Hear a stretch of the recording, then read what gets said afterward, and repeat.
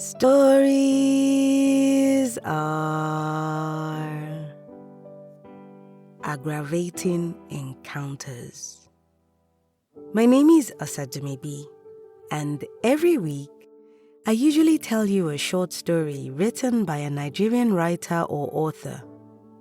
But this is Series Week, where I tell you a story over the course of 2 to 7 consecutive days. Basically, however long it takes to complete the story. Series Week will occur once a quarter, and the stories featured will still be written by Nigerian writers and authors, but will either consist of a sequence of related episodes from one story or a set of stories linked by a common theme. That's the long and short of it. So without much ado, today's story is by Joshua Owolabi, and it's one from the Lagos Uber Stories collection, and it's titled Hoodlums in Uniform and Ankara. Listen in tomorrow for another story in the collection, and catch up on earlier episodes from this week for other stories in the collection. You will agree with me that it is rare to find a female Uber driver in Lagos. It's like the New Yam Festival. You don't expect to have it daily. I have been lucky to find 2, and both rides have been top-tier experiences. I am not saying this because I love women breaking barriers, but because a female Uber driver makes you feel special, like the favorite child being dropped off in school. They are cautious in their conversation, and the emotions behind their words are always genuine. This morning, I wanted to visit the bank because my ATM card was not working. It was a new card. I forgot the card PIN, which baffles me to date. Yeah, I know, it's just 4 numbers. But honestly, I forgot those 4 numbers. As a fan of trial and error, like the government of the day, I had racked my brain and run out of the possible combinations it could have been. Out of options, I had to book an Uber to the GTB near me to get it sorted. It didn't take long before I matched with a driver, and for the first time, it was not the regular. I had been looking forward to matching with a female driver, and I was pleased. She soon arrived in a red-colored SUV car, and she was corporately dressed. I was like, hey, is it not too early in the morning for all of this? Her drip almost made me jog back to the house to change into something corporate to match her, swag for swag. Maybe a 3-piece suit would have done it. Or maybe we could have gone on a date from the bank to a nice restaurant. I'm just joking, no. Anyway, those were the thoughts swelling in my head as I got into the car of this Minister of Finance-esque driver in my baggy grey joggers and plain black t-shirt. I greeted her and told her how much I had been looking forward to a day like this. She asked why, and I told her how difficult it is to get a female driver. She smiled and indicated that she had not done my route before. It was her first time, and it was not going as she planned. I was curious to know why, and if I could help, since I know how funny the boys in the area can behave when they encounter an Uber driver. You know what? It is not even the boys, she began. I have not had any issues with any area boy in Lagos since I started this Uber business. And I have been very lucky to escape these rogues on the road. But I think my luck ran out today. The thing is that my daughter needs 24,000 naira to complete her tuition for this semester. She attends Unilag, and I planned to drive around with my car to raise that money for her. What do you mean by raising 24k in a day? I asked. I have always thought the numbers the male Uber drivers talk about are fugazi. I later read somewhere that a female Uber driver makes around 100k a week. But that was from an interview I read in January 2023, so I don't really know the figures for today. She sighed deeply and continued. I doubt I can make that money today, unless something miraculous happens. I have not made any money towards the 24K target, and I am already short of 15K. Look at the time. It is just 9:30 a.m. After all, the prayer about not being eaten while you look for what to eat is not just about accidents alone. Fellow human beings can eat you while looking for what to eat. That is precisely what has happened to me today. She paused to navigate a few potholes before continuing. The last person whose request I accepted was coming from Yaba to this place. And I was even happy because the fare was a little on the high side.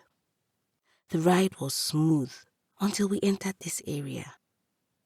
You know these guys and how they guard one way to extort unsuspecting drivers. I had not even entered the one way, but because my car was facing that direction, these men jumped in front of me and started shouting all at once. I was so confused. And now, I think that was the motive behind their shouts. To leave me disoriented and unable to think about what to do next. Shameless, useless men. Oh, wow. But didn't you see the road sign? I asked. There was no mounted road sign. But as they aggressively rushed at me, I saw one of them holding the road sign in his hand. Can you imagine? And then they all now kept pointing to it, asking if I was blind. No, just imagine that foolishness. How do you expect me to see a road sign that has left the road and is in your hand? It was just a lot for me to handle. She paused again to clear a busy intersection and then continued. Every time I read that these guys were beating black and blue while maintaining law and order, I usually feel terrible, honestly. Okay, maybe that's how Punch newspaper reported an incident where a soldier who was in plain clothes was beaten because of this same one-way issue. And then that soldier now went back to bring the whole barracks with him. The policemen, the LASMA officers, and everyone who was on the scene were adequately dealt with. When I read it, I condemned that act from the Nigerian army. But with what I have been through today, I withdraw my condemnation. The soldiers can go ahead and look for those guys and give them a second round, honestly. Another brief pause, and then she continued her tale. At one point, one of the men opened his alcohol-stinking mouth to say to me, "This woman should be in jail for breaking the traffic rule." Maybe one would wonder where the police were at a time like this, when ordinary people were harassing others early in the morning. Surprise, surprise, there were 2 policemen in uniform among them. All 6 of them were threatening fire and thunder on their mothers' heads and saying that their mothers should be taken to Yaba Left for mental examination.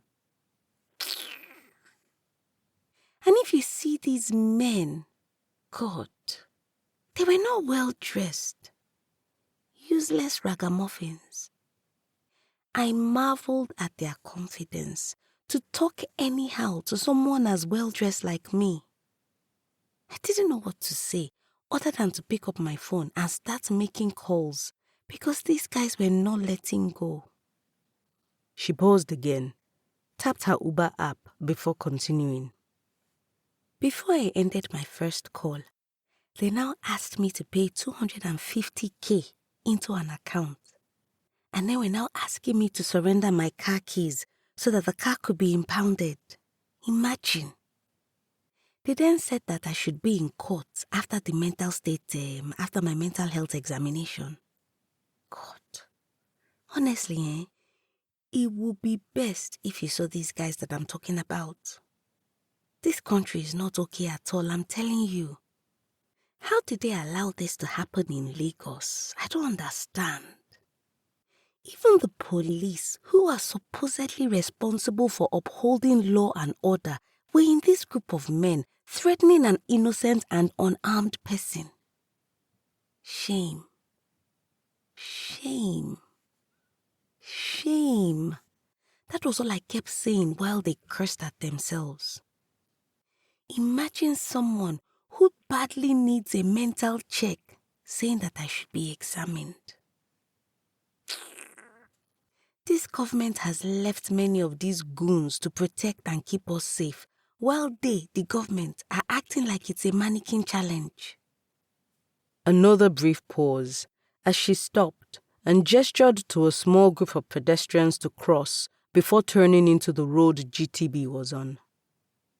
I now finally called a family friend who works in the police commissioner's office here in Lagos. After I explained everything to him, he asked me how much money I had on me. I told him I had like 15K or less in my bank account. He then said I should look for a nearby POS shop, and then I should withdraw the money and give them the cash without saying anything. I did that, and they just left like a wind that came to steal in the market. I asked if they said anything afterwards, even if it was an apology or concern about how she could find her way out of the one-way street so she wouldn't get stuck again. She laughed and sighed deeply before responding. For where? They did not even blink. If you had not been there a few minutes before, you would think I was a mad woman disturbing these gentlemen of the road early in the morning for nothing. And guess what? The people in that neighborhood will run with it. I don't even know what this Lagos is turning into. Now look at me. I have to find a way to make up that 15K and then now work to get the 24K that my daughter needs. I cannot tell my daughter what I have been through this morning, all in the name of gathering her school fees. I felt terrible about her experience, and it was on days like these I wished I could do something significant to help matters. Imagine a similar scenario in saner climes. First off, she may not have even transgressed because the sign would have been where it was supposed to be. But if she had genuinely missed the sign, those men would have at least heard her out and maybe even pardoned her as a first-time offender. She would not have lost her 15K, and she would have left the scene much happier and determined not to repeat the offense. We Nigerians have a lot to do, especially for our women. We must protect and make them feel good, especially a hustling lady. It was a cash trip, and all I could spare her was my change. She thanked me, and I told her I was grateful for her sharing her story. On a slightly different tangent, I think Uber needs a feature where you can randomly choose your driver, because I would really like to meet that particular female Uber driver again, so that I can ask her if she was able to get the required funds to pay her daughter's tuition. I hope she did.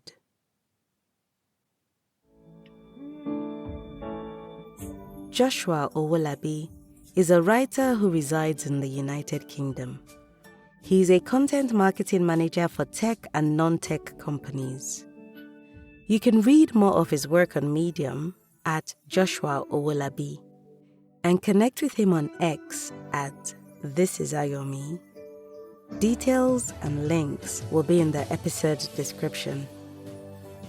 If you've got a story you would like to be featured on this podcast, or a published book you want to make into an audiobook, send an email to info@osademebi.com or send me a message at Osademebi on either Facebook, Instagram, LinkedIn, or X. I look forward to collaborating with you. And if you've enjoyed this week's episode, please subscribe, leave a review, and tell someone, everyone, that stories are a good escape for a few minutes each week.